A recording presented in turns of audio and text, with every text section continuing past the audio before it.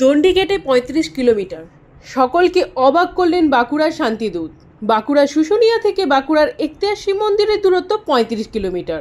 এবার ভাবুন তো, এই পুরো রাস্তাটা যদি দণ্ডি কেটে কেটে আসতে হয় আপনাকে, তাহলে কেমন লাগবে? শিবের ভক্ত মহাদেব গোস্বামী এই কাজটাই করছেন। শ্রাবণ মাসে ভোলানাথের মাথায় জল ঢালতে শুশুনিয়া থেকে এখতিয়ার শিব মন্দির যাচ্ছেন দণ্ডি কেটে। মহাদেব বাবুর বাড়ি বাঁকুড়া জেলার সারেঙ্গা ব্লকে। শ্রাবণ মাসের অর্থ হলো বাবা মহেশ্বরের মাস। প্রতি বছরের মতো এই বছরও ভরা শ্রাবণ মাসে বৃষ্টিকে উপেক্ষা করে পায়ে হাঁটা ভক্তদের ভিড় চোখে পড়বে গোটা বাঁকুড়া জেলায়। ভক্তদের বিশ্বাস, অন্তর থেকে বাবাকে ডাকলে সব রকম মনোবাচ্ছা পূর্ণ হয়।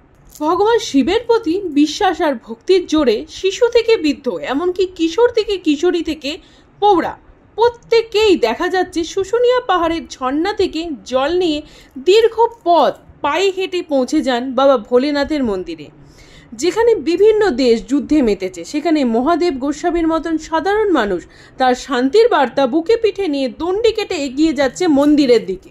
আমি যাব, সবাই দেশের বন্ধু শত্রু মিত্র যে যুথায় আছে সবাইকার জন্য বাবা এক্টেশ্বরের কাছে আমি প্রার্থনা করতে যাবো, যেমন যুদ্ধ ফুদ্ধ কোনো কিছু না, যেমন শান্তি, সবাই সুখ শান্তি থাকতে পারে, এই বার্তা নিয়ে আমি যাচ্ছি।